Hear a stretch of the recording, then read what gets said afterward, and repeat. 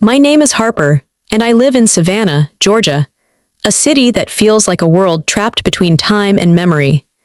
The streets here are lined with centuries-old oak trees whose heavy branches drip with Spanish moss, swaying gently in the salty sea breeze that drifts in from the nearby coast. Every morning, the light filters softly through the leaves, painting dappled patterns across the cracked cobblestone sidewalks and the faded bricks of the historic homes. I used to wake early and stand on my small second-floor balcony, clutching a steaming mug of dark coffee, breathing in that humid, slightly briny air.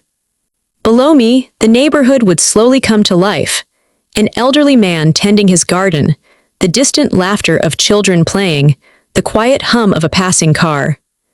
The smell of freshly baked bread would float up from the bakery a few blocks down, mixing with the scent of jasmine and magnolia blooming along the hedges. It was the kind of peace I clung to, a fragile calm before the chaos of the day. Designing fashion was my refuge. My studio, tucked away in a sunlit corner of the city, was filled with bolts of fabric in every shade imaginable, scattered sketches pinned to the walls, and the soft whir of my sewing machine. Hours would pass as I lost myself in cutting patterns and stitching seams, weaving threads of creativity and hope into every garment. It was a world where I had control, where I could create beauty from nothing. I believed my life was on a path I could shape, steady, purposeful, and full of promise. Before everything fell apart, Daniel and I had what many would call a perfect life. He was a successful entrepreneur, sharp, driven, with that rare combination of ambition and charm that made people instantly respect him. Our relationship was the kind that others envied. Effortless laughter, shared dreams, and a deep understanding that felt unbreakable.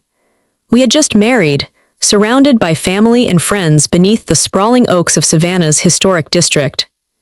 The wedding was everything I had hoped for: intimate, elegant, and filled with genuine joy. Daniel's smile that day was brighter than the sun, and I remember thinking how lucky I was to have found someone who truly saw me. Together, we planned a future that stretched far beyond the city limits, talks of buying a house near the coast, starting a family, maybe even opening a boutique where I could showcase my designs. We were young, ambitious, and full of hope. Our lives intertwined like the threads in my fabric, each moment stitching us closer together. People admired us, often asking how we managed to balance our careers and still nurture a loving relationship. To me, it felt natural. We were partners in every sense, challenging each other to grow while holding tight to what mattered most. Then, without warning, everything changed.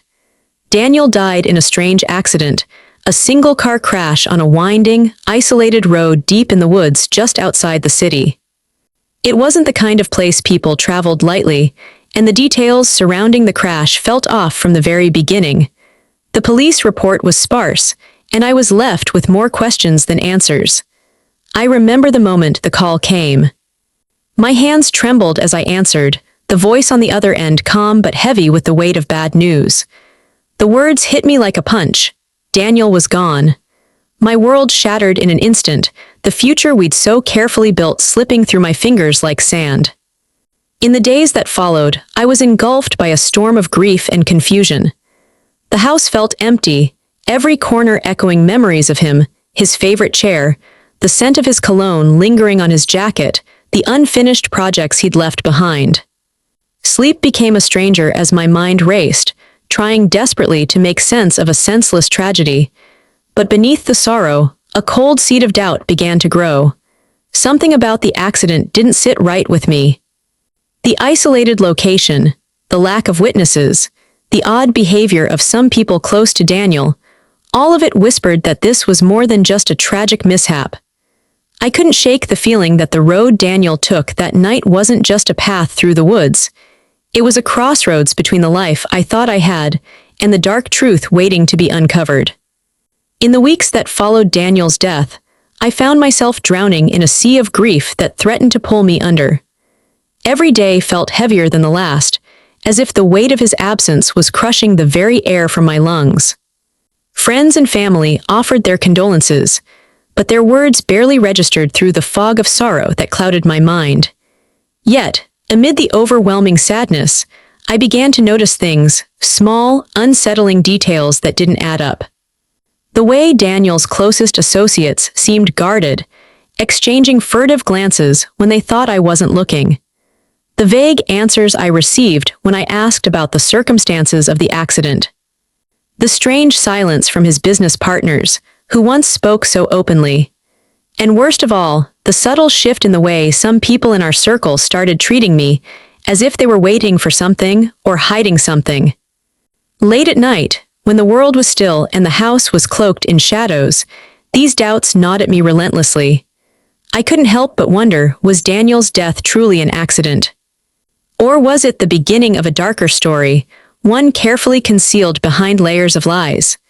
The grief that once consumed me began to mingle with a growing resolve. I couldn't just accept what I'd been told. I owed it to Daniel, to myself, to find the truth, no matter how painful or dangerous it might be. I still couldn't fully grasp what had happened. The truth felt like a fragile thread slipping through my fingers, something I wanted desperately to hold on to, yet somehow it kept unraveling.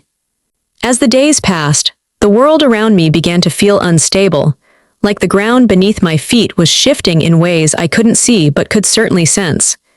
People I once trusted became distant, their smiles forced or absent altogether.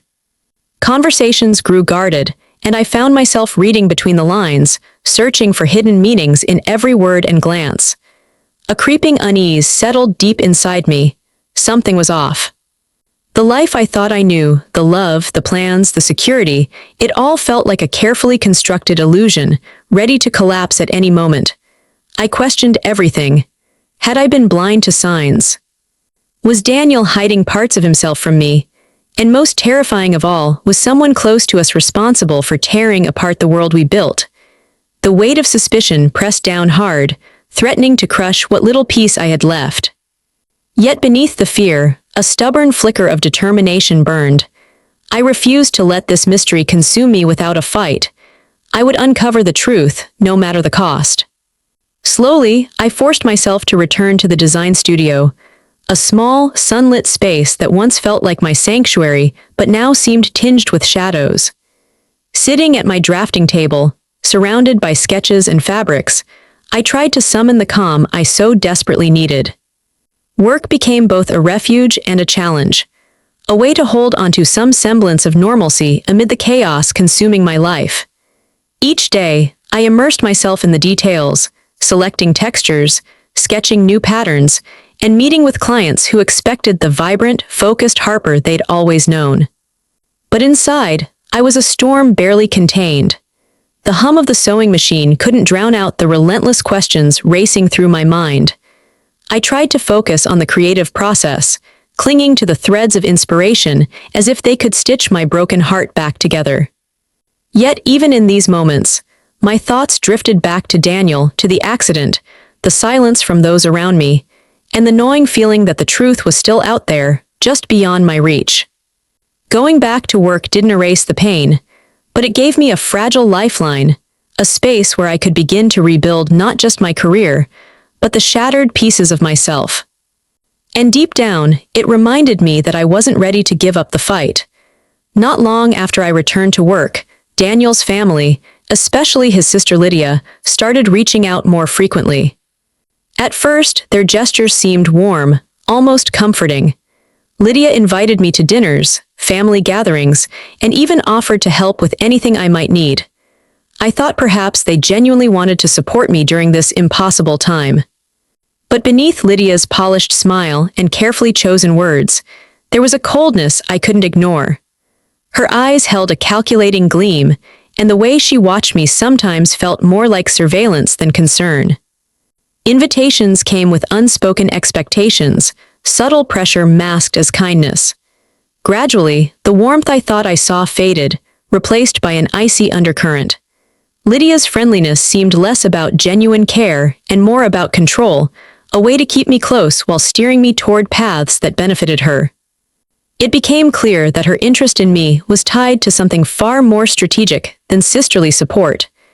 Every interaction left me feeling smaller, like a guest in a house where I once belonged.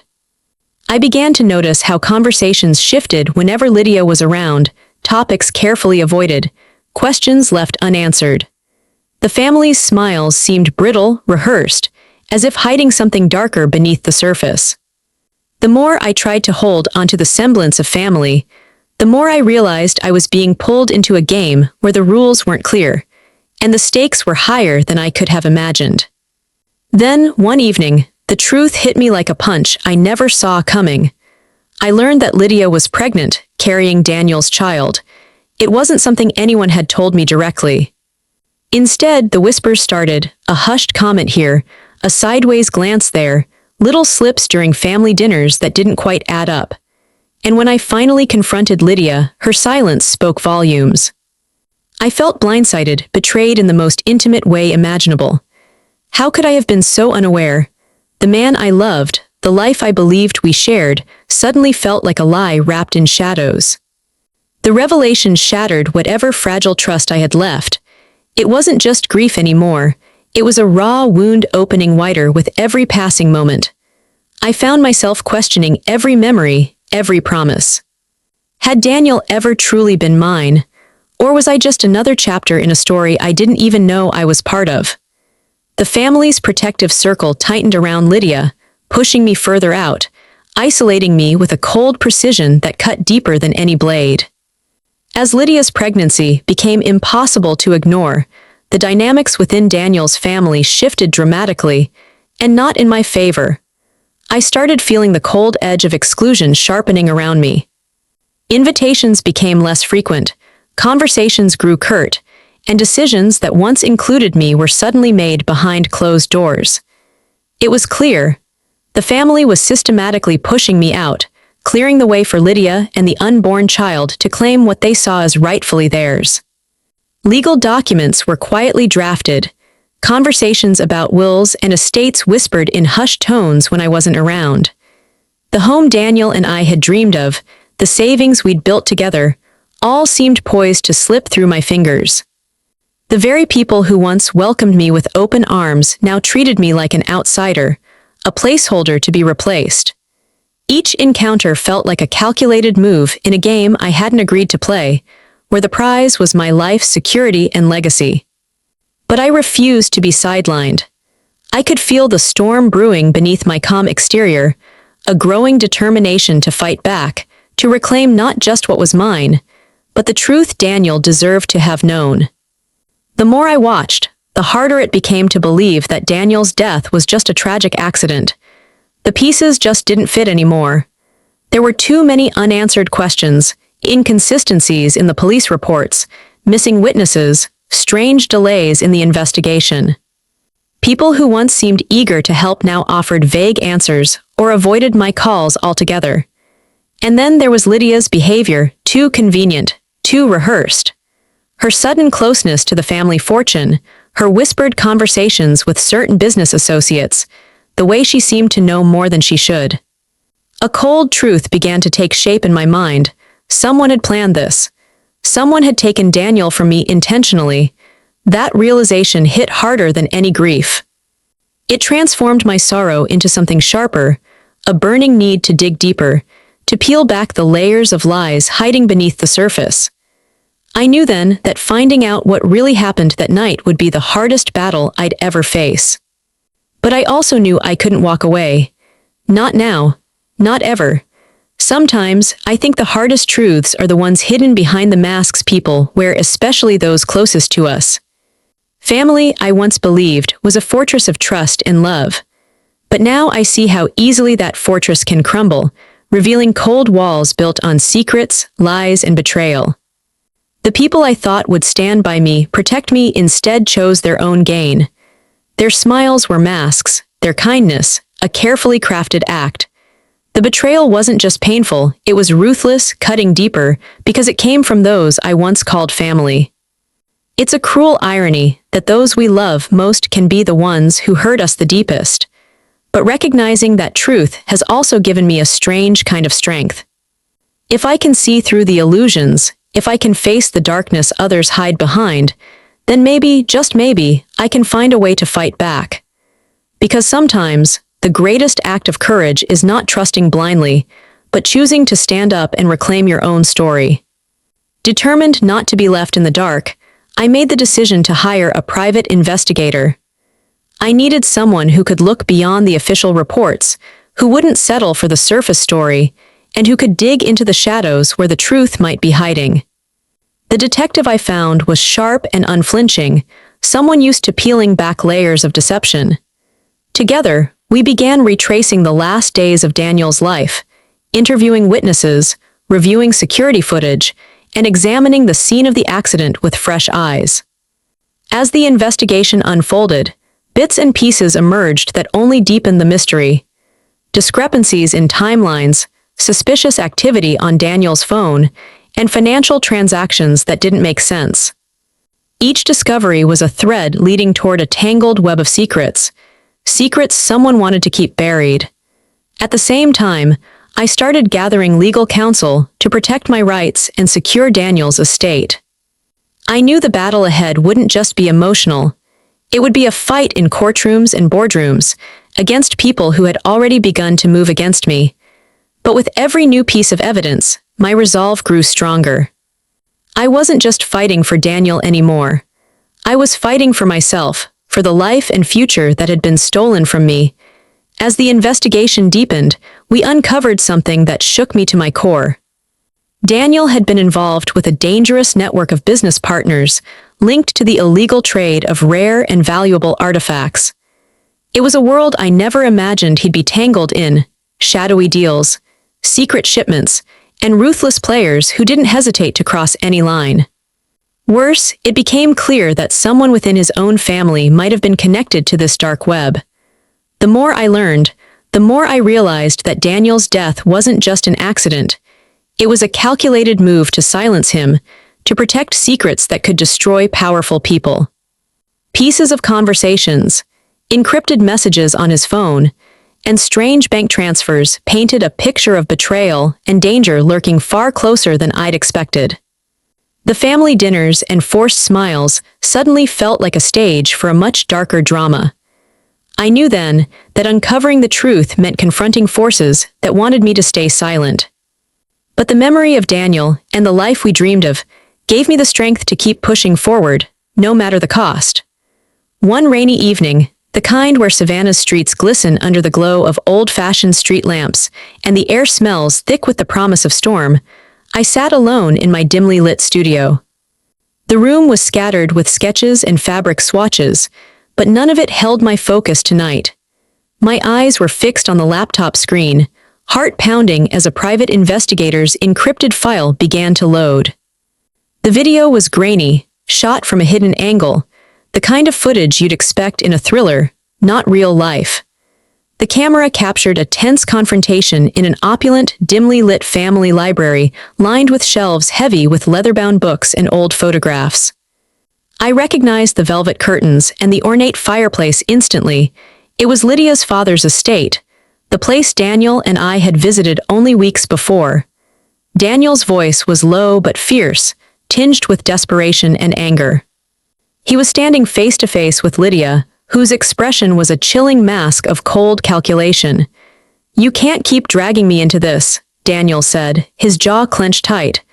"I won't be part of your schemes. If you push me any further, I'm out. I'm done with all of it. I won't let you ruin us." Lydia's smirk deepened, eyes glinting with icy resolve. "You don't have a choice, Daniel. This is bigger than you or me. You know what's at stake." Her voice was silky but carried a menace that made my skin crawl. Watching that scene unfold, I felt a visceral mix of anger, sorrow, and disbelief. Daniel, the man I thought I knew, was fighting for his freedom, trying to protect us from a world of secrets and lies I had no idea existed. And Lydia, she wasn't the supportive sister I had naively trusted. She was a puppet master, pulling strings that had ultimately cost Daniel his life. For hours afterward, I sat frozen, replaying the video over and over, trying to piece together what had led to that night. The rain pattered softly against the window, mingling with the tears I refused to shed. The studio, once a sanctuary, felt suffocating, filled with shadows of betrayal. But beneath the crushing weight of this revelation, a fierce determination ignited within me. This wasn't just about loss anymore, it was about justice, about uncovering every hidden truth, no matter how dark or dangerous.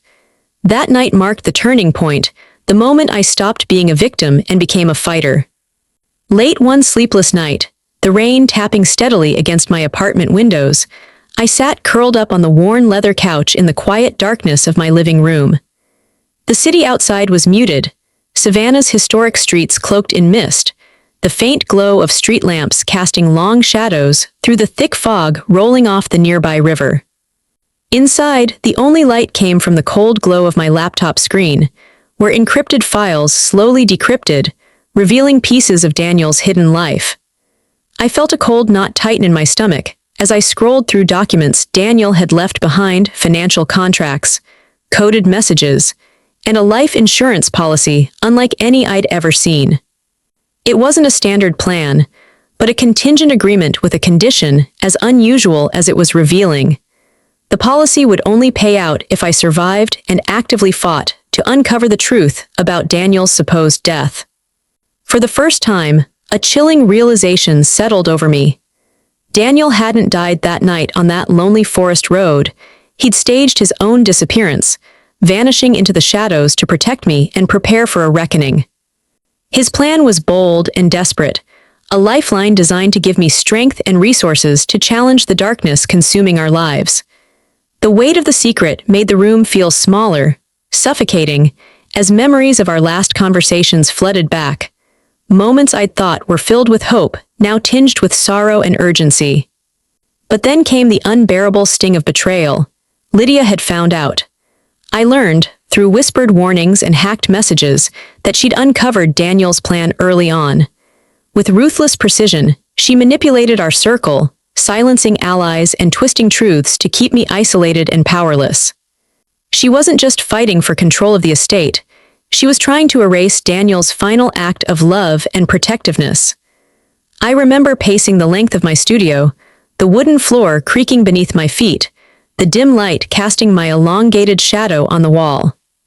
My mind raced, anger, grief, and fierce determination battling within me. How had I been so blind? How close had I come to losing everything without even realizing it? Despite the betrayal, something inside me refused to break.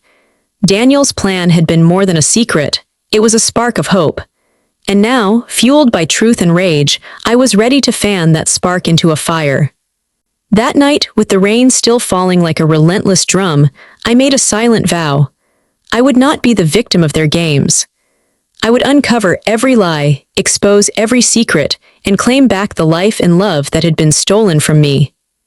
As the storm of revelations gathered strength around me, it became painfully clear that Daniel's family was fully aware of the secrets I'd uncovered, and they were desperate to keep them buried. Behind the polished veneer of their stately mansion, whispered conversations filled the darkened hallways. I could almost hear the calculated plans being woven, a carefully orchestrated effort to pressure me into signing away everything Daniel had left behind. They sent legal documents, cold and impersonal, demanding my signature to transfer ownership of properties, investments, and other assets directly to Lydia and her unborn child. Letters arrived in crisp envelopes, each one more insistent, laced with veiled threats and promises of avoiding messy disputes. Their tactics were subtle but relentless. Family, friends, and acquaintances I once trusted began to distance themselves, their smiles polite but eyes wary. Invitations to gatherings disappeared, replaced by silence and cold shoulders. When I confronted them, the meetings were tense and rehearsed. Lydia's father spoke in calm, measured tones about family unity and honoring Daniel's wishes, but beneath his words was a steely determination, a warning that resistance would only make things harder. Each day, I felt myself pushed further from the world I'd known, boxed in by legal threats and emotional manipulation. The weight of betrayal pressed down, but I refused to bend. In the quiet moments between their visits, I steeled myself, knowing that signing those papers would be surrender not just of material possessions, but of my dignity and the truth Daniel had fought to protect. This was no longer just a battle over money. It was a war for justice, for legacy, for the very soul of the man I loved, and I was ready to fight with everything I had. The sting of betrayal cut deep, sharper than any wound I'd ever known. It wasn't just the loss of Daniel, it was the fact that those closest to us had turned their backs, weaving lies and playing games behind my back. Every manipulated smile, every hidden agenda felt like a fresh blow. But amidst the pain, something fierce began to rise within me, a fire fueled by injustice and love. I realized I couldn't let their deceit define my story or Daniel's legacy. The weight of sorrow transformed into resolve. The ache of betrayal became the backbone of my strength. I wasn't just mourning anymore, I was awakening. Awakening to the truth that I deserved better, that Daniel deserved justice. That no matter how dark the path ahead, I had to walk it with my head held high. With every breath, I promised myself, I would uncover the lies, I would expose the secrets. And I would fight not just for what was lost, but for what was rightfully ours. The road ahead would be hard, tangled with pain and danger. But I was ready, because surrender was no longer an option. Determined to fight back, I knew I couldn't do this alone. I reached out to a seasoned attorney, someone who didn't just handle cases, but who understood battles like mine. Fights against powerful families, against deception and greed. From the moment we sat down in that small, cluttered office filled with law books and framed degrees, I felt a flicker of hope. My lawyer, a sharp-witted woman named Claire, listened carefully as I laid out everything, the accident, the family's manipulations, Lydia's schemes, and the secrets Daniel had left behind. Together, we crafted a strategy to expose the truth. The lawsuit named Daniel's family, accusing them of fraud, coercion, and illegal attempts to force me into signing away my rightful inheritance. It wasn't just about money anymore. It was about holding them accountable for the lies and threats that had turned my life upside down. Court dates were set, documents filed, and evidence painstakingly gathered. Each legal filing felt like a small victory, a step toward reclaiming not just what was mine, but justice for Daniel's memory. Though the process was grueling, filled with tense meetings, endless paperwork, and moments when the weight of it all threatened to crush me, I found strength in knowing I was no longer a victim. The courtroom was thick with tension the day the trial began. The air felt heavy, every whispered conversation laced with anticipation, every glance weighted with unspoken accusations. I sat at the plaintiff's table, heart pounding, eyes scanning the packed room, family, lawyers, journalists, all waiting for the truth to unfold. As the proceedings moved forward, layers of deception were peeled back with relentless precision. Witnesses testified, documents were presented, and the carefully woven web of lies began to unravel before everyone's eyes. It was Lydia who became the center of the storm. Evidence surfaced showing she had orchestrated much of the conspiracy, from fabricating DNA test results to manipulating business records. There were even testimonies from hired individuals who'd intimidated me, trying to silence my voice and push me into submission. I remember the moment when the judge's gavel struck sharply, and the lead prosecutor laid out Lydia's calculated scheme with cold clarity. Her smirk faltered, eyes darting nervously as the mounting proof crushed her facade. For the first time in months, I felt a flicker of vindication, a sign that justice wasn't just a distant hope, but an impending reality. Yet, beneath the surface of legal victories, I knew this was only the beginning of a longer battle. But standing there, amid the courtroom's sterile walls and the weight of countless eyes, I found strength I hadn't known I possessed. This wasn't just a fight for inheritance anymore. It was a fight for truth, for dignity, and for the love Daniel and I had shared. And I was determined to see it through to the very end. Just when I thought the trial had reached its peak, and the truth was finally in my hands, the courtroom fell into stunned silence. A new witness appeared, someone unexpected, someone from Daniel's past. His name was Marcus, an old friend and business partner who had kept a low profile all these years. As he took the stand, his eyes locked with mine, filled with a mix of urgency and relief. With a steady voice, Marcus revealed the truth that no one saw coming. Daniel was alive. He had been in hiding all this time, forced into the shadows by the danger surrounding the family's dark dealings. Marcus explained how Daniel staged his own death, a desperate but calculated move to protect those he loved, and to gather evidence that would one day bring the entire conspiracy to light. The courtroom gasped. I felt my heart leap, and then plummet as the weight of the revelation crashed over me. Daniel's disappearance wasn't abandonment, it was survival. It was a silent promise that he was working behind the scenes, waiting for the right moment to expose the lies and reclaim what was ours. As Marcus spoke, I pictured Daniel hidden away in some remote place, fighting his own battle, waiting for me to be strong enough to stand beside him. For the first time in months, hope sparked wildly in my chest. The fight was far from over, but now I knew we weren't alone. Daniel wasn't just a victim, he was a fighter. And soon he would return. The courtroom buzzed with murmurs and disbelief, but I knew I had to stay focused. Keeping Daniel's survival a secret was the hardest choice I'd ever made. Revealing it now could jeopardize everything: the legal battle, my safety, and the delicate balance I was struggling to maintain. More than that, it was about protecting him, allowing him the time and space to dismantle the web of deceit from the shadows. So I swallowed the truth, locking it away deep inside, and steeled myself for the fight ahead. Every argument I made, every piece of evidence I presented, was now charged with a new purpose: to defend our family's name, to safeguard what Daniel and I had built together, and to ensure that Lydia's lies would not stand. Behind the calm exterior, my heart raced with anticipation and resolve. I was preparing not just for victory in the courtroom, but for the day Daniel would reappear stronger, ready to reclaim the life stolen from us. Until then, I would be the shield, the voice, the unyielding force he needed. The battle was far from over, but together we would win. After weeks of intense hearings, cross-examinations, and mounting evidence, the day of the verdict finally arrived. The courtroom was packed, every seat filled with anxious faces, family members, lawyers, reporters, all waiting for justice to be served.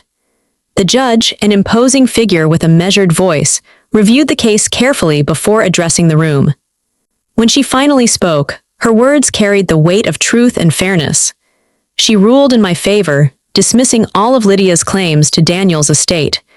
Every forged document, every fabricated story was exposed and rejected. The court recognized the manipulation and deceit Lydia had employed to try to wrest control away from me. A surge of relief and vindication washed over me, but it was tempered by the knowledge that this victory was just one step on a longer path. Lydia's defeat in court was a public affirmation that the truth could not be buried, no matter how deeply it was hidden. As I sat there, absorbing the moment, I felt a quiet strength growing inside, a strength born from loss, betrayal, and the unwavering determination to fight for what was right. The chapter was not yet closed, but for the first time in a long time, I saw a glimmer of light breaking through the shadows. With the courtroom battle behind me, I faced the daunting task of rebuilding my life piece by fragile piece.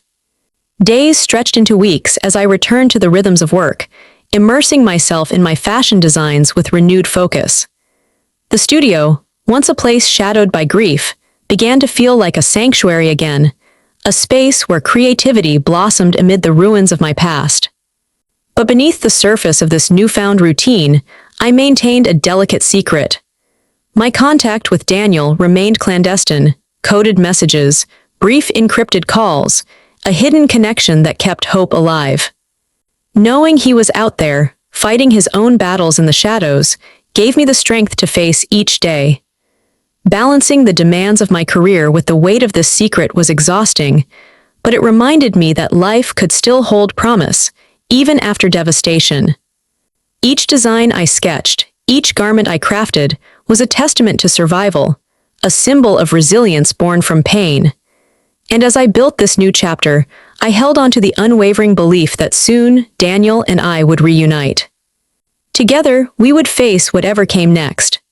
Daniel and I spent countless late nights, sometimes talking in hushed whispers over encrypted calls, other times exchanging carefully drafted messages, crafting a plan to reveal the full truth. Our goal was clear: to expose the deceit that had nearly destroyed us and to reclaim control over our lives, our family's legacy, and the future we deserved. This wasn't just about revenge anymore. It was about rewriting the narrative, about changing how the world saw us, and more importantly, how we saw ourselves. We knew the road ahead would be treacherous. Public scrutiny, backlash from those who benefited from the lies, and the lingering wounds of betrayal would all stand in our way. But we were ready. Together, we mapped out a strategy to dismantle the false facade Lydia and her allies had built, to reveal the corruption lurking behind closed doors, and to restore integrity not only to our family name, but to the business Daniel had once dreamed of leading honestly. It was a reckoning, a chance to turn pain into power, lies into truth, and darkness into light. And with every step, I felt the old Harper rising, stronger, wiser, and unbreakable. As Daniel and I prepared to bring the truth into the light, I knew that words alone wouldn't be enough. I had to make sure our story reached beyond the courtroom, that it touched people's hearts, and warned others about the dark undercurrents flowing beneath the polished surface of high society. I began appearing on television programs, talk shows, and investigative news segments, sharing my journey, the betrayal, the lies, and the hidden crimes of the elite circle we once called family. Each interview was draining yet empowering, a chance to reclaim my voice and expose the shadows where deception thrived. Sitting under the harsh studio lights, facing cameras and live audiences, I spoke not just as a widow fighting for justice, but as a survivor urging others to look beyond appearances, to question the truth, and to stand up against corruption wherever it hides. The reaction was overwhelming. Messages poured in from strangers who had faced similar betrayals, from victims of hidden crimes, and from those inspired by my courage to confront powerful forces. It was humbling and healing, knowing my story wasn't just mine anymore, it was a beacon for others. Through these public platforms, I transformed my pain into purpose, shining a spotlight on the invisible battles fought behind mansion walls and boardroom doors. It wasn't just about my fight anymore. It was about dismantling a system built on secrets and lies. And with every word spoken, I took another step toward reclaiming my life, stronger, louder, and unafraid. This story isn't just about revenge, it's much more than that. It's a journey of awakening, an unmasking of the hidden realities that lurk beneath the polished veneer of wealth and power. Through my fight, I've come to understand how easily truth can be twisted, how justice can be obstructed, and how courage becomes the most vital weapon of all. My battle exposed not only personal betrayal, but also systemic corruption, the silent crimes that thrive in the shadows of society's elite. It revealed how those with influence often manipulate the law and family bonds to protect their interests, leaving others to suffer in silence. But beyond the pain and deceit lies a powerful message. That standing up, even when the odds are stacked against you, can bring change. That courage, resilience, and truth can pierce the darkest lies. My hope is that this story inspires others to see through the masks around them, to question injustice, and to find the strength to fight for what is right. Because true justice isn't just about punishing the guilty, it's about awakening a society to its own conscience and giving voice to those who have been silenced. This is the legacy Daniel and I are building together, not just revenge, but a call for courage and justice that resonates far beyond our own story. Life rarely unfolds the way we expect. Behind the brightest lights and grandest facades, darkness can quietly linger, hidden secrets, betrayals, and battles fought in silence. That's why we must remain vigilant, never losing sight of who we are amid the games of power and wealth. It's all too easy to become a pawn in someone else's scheme, but staying true to yourself is the greatest act of courage. Justice may be slow, but it is inevitable. And the resilience within us, the strength to rise after every fall, will guide us through even the darkest storms. If this story resonated with you, or if you've faced your own struggles and betrayals, I invite you to share your experiences. Together, we can build a community of support, courage, and hope, a place where no one has to face their battles alone. Remember, every fight for truth brings us closer to light.